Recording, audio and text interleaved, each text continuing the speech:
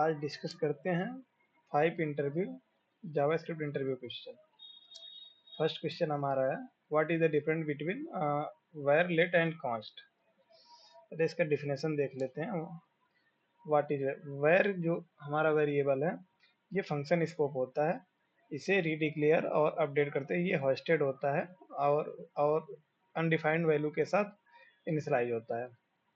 Sorry,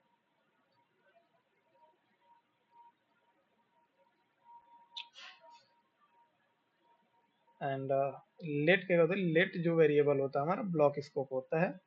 इस it can be updated, इसे update कर सकते हैं बट इसे रीडिक्लेयर नहीं कर सकते in the same scope. And in case of const variable, const variable भी ब्लॉक स्कोप होता है बट इसे ना तो रीडिक्लेयर कर सकते हैं न ही इसे रीअसाइन कर सकते हैं। जैसे कि एग्जांपल में शो हो रहा है हमारा a is equal to 10 var a is equal to 20। ये अलाउ है हमारा जावास्क्रिप्ट में, but let b is equal to 30 and let b is equal to 14 ये हमारा अलाउ नहीं है। इसके केस में हमको एक एरर मिलेगा, can not redeclare the same variable.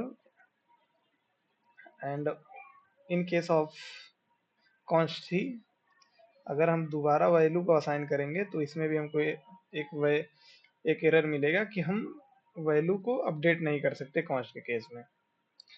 Next question देखते हैं हमारा, what is the hoisting in JavaScript. Definition देखते हैं। Hoisting means moving declaration to the top of their scope during the compilation. Definition का मतलब यह है कि कंपाइलेशन के दौरान जो हमारे वेरिएबल को क्या करते हैं, वो मूव करता है on the top of scope, scope के ऊपर मूव करता है ताकि वो हमारा वेरिएबल होस्टेड हो। जैसे कि देखिए वेरिएबल एक्स जो है हमारा एक्सेस करने के बाद हमने डिक्लेयर किया, लेकिन एक्सेस पहले करें। In case of var X हमको मिल रहा है अनडिफाइंड वैल्यू, बट अगर हम लेट वाई इक्वल टू 10 करते हैं और पहले एक्सेस करते हैं तो हमको एक रेफरेंस एरर मिलता है और कि हम डिक्लेयर करने के पहले उसे एक्सेस नहीं कर सकते। नेक्स्ट क्वेश्चन देखते हैं कि what is closure in JavaScript. Definition देखते हैं, a closure is when a function remembers variable from its outer scope when after the outer function has been finish executing. Example, एक definition हमारा ये कहता है कि जो हमारा क्लोजर फंक्शन होता है वो रिमेंबर करता है अपने वेरिएबल को अपने आउटर स्कोप, अपन जब आउटर स्कोप का जो हमारा फंक्शन होता है वो एक्सिक्यूट होने के बाद भी। जैसे कि इस एग्जांपल में हम देखते हैं कि हमारा ये आउटर फंक्शन है और उसके अंदर एक हमारा इनर फंक्शन काम कर रहा है। इसके अंदर हमारा एक वेरिएबल काउंट है और हम क्या करते हैं, काउंट को रिटर्न कर रहे हैं। यहाँ पे हम आउटर फंक्शन को एक्सिक्यूट कराते हैं तो हमारा एक काउंटर फंक्शन जो है वो रिटर्न करता है। तो काउंटर को फिर हम एग्जीक्यूट कराते हैं तो हमारी ये जो काउंटर फंक्शन एग्जीक्यूट होने के बाद हमको रिटर्न में वैल्यू 1 मिलती है।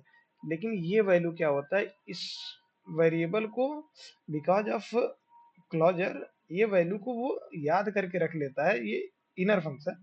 तो जब फिर हम दोबारा सेम फंक्शन को कॉल करते हैं तो उसकी प्रीवियस वैल्यू अपडेट हो चुकी होती है, 1 हो चुकी होती है।